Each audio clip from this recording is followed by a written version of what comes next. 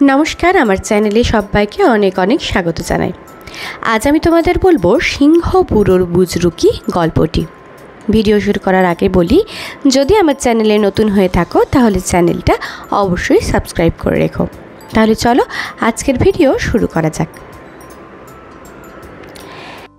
एक सिंह शेष बयसे भारी विपदे पड़े गेल। गायेर शक्ति फुरिये जावाय से एखन शिकार करते अपारग।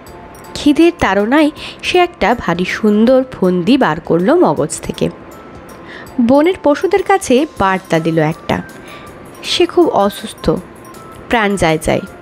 সবাই যেন শেষবারের মতো একবার তার গুহায় এসে দুটো ধর্মকথা শুনিয়ে যায়।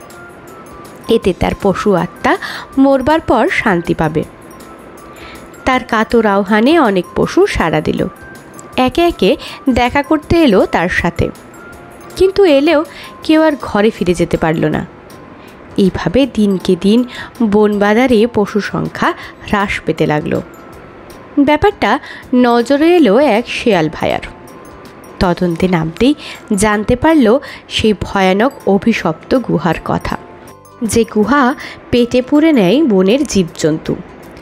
শিয়াল এমনিতে ভারী পণ্ডিত, তাই সে এই বিষয়ে এগোতে চায় অতি সাবধানে।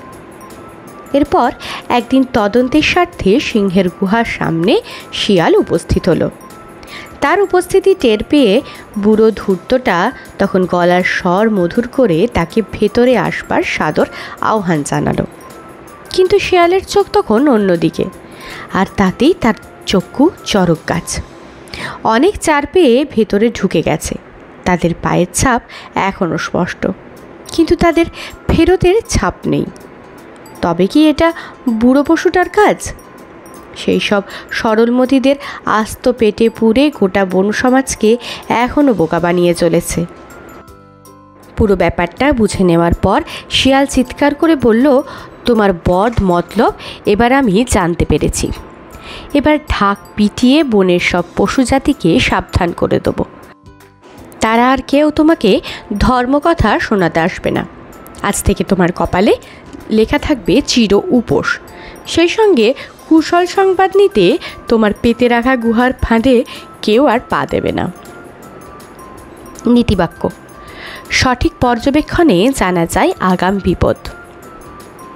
আজকের গল্পটা এই পর্যন্তই।